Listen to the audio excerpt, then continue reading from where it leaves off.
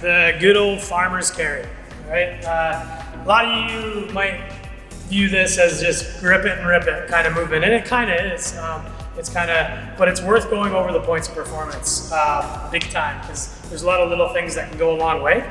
So what we want to do on the farmer's carry is, first things first, is a grip.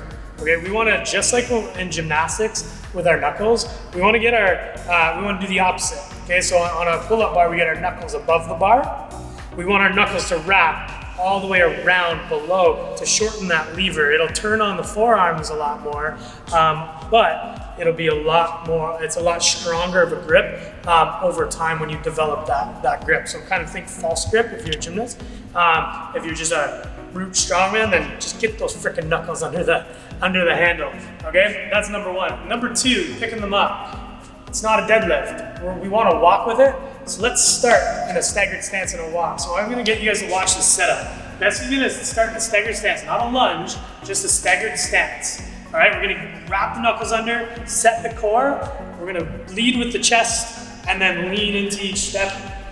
And he was already in the stance to start. All right, we're gonna put him down a little. All right, so he's already in a starting stance, and you can do the same thing when you put them. If you need to put them down, you get tired, stagger your stance, put them down.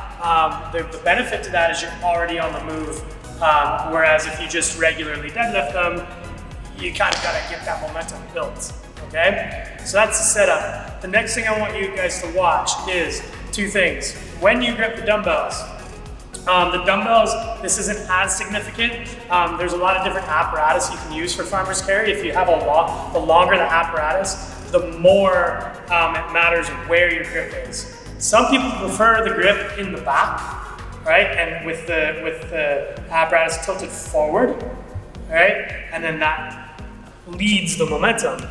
Other people will prefer it tilted back, so it's kind of out of the way. So that's kind of a personal preference. But you want to pay attention to what feels better for you, whether your grip's in the front or in the back, okay? The next thing is when you're actually traveling.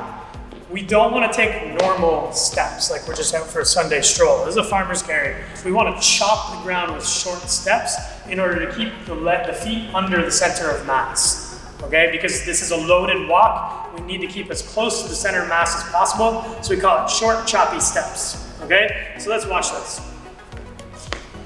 Stagger the stance, knuckles under, tight, and he's already on his way. Short, choppy steps, and he's got his dumbbells tilted forward to lead his momentum.